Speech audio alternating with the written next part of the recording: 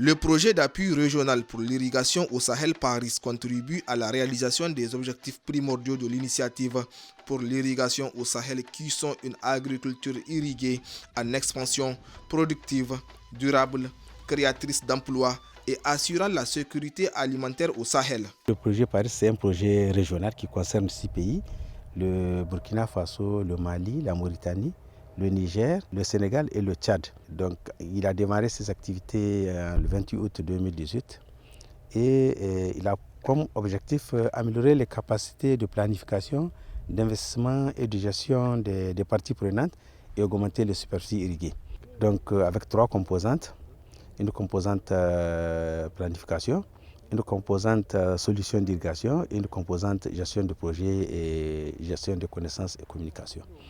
Alors le projet, comme je l'ai dit, a démarré ses activités en 2018, mais véritablement en 2019 avec les régions de Tillabéri et de Tawa.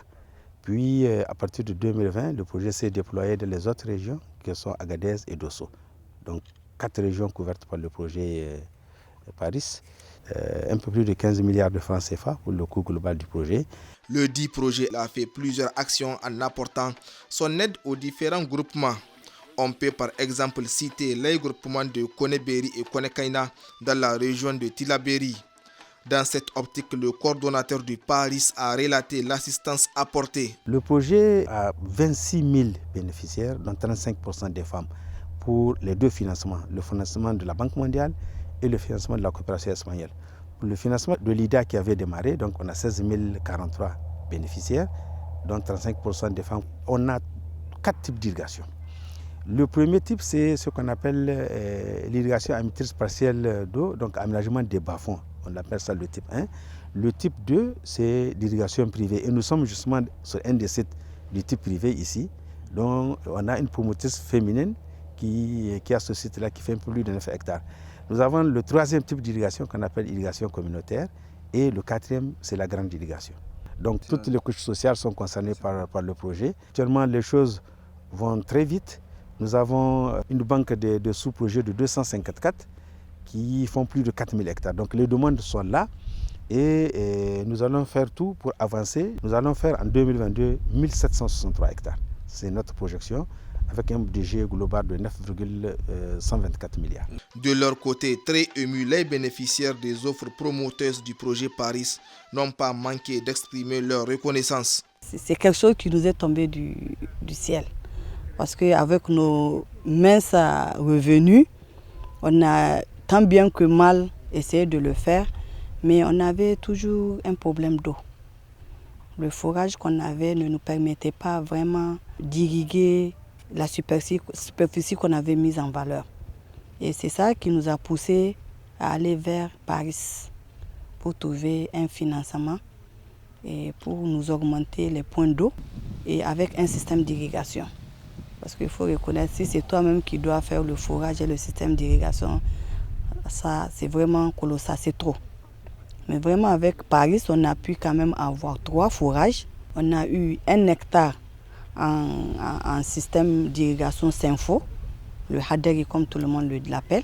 Et on a eu 2 hectares de goutte à goutte, dont 1 hectare en arboriculture et 1 hectare pour le moringa. Au niveau du Paris, ils nous ont modernisé le site en nous dotant d'une installation solaire. Et aussi, ils nous ont fait un réseau californien et le système Hadari que vous voyez sur 0,3 hectares.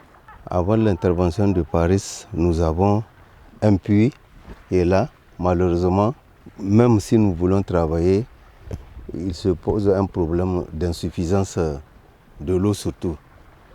Donc c'est pourquoi au début, nous n'avons même pas eu mobilisé toutes les femmes que vous voyez ici sur les sites à cause du manque d'eau.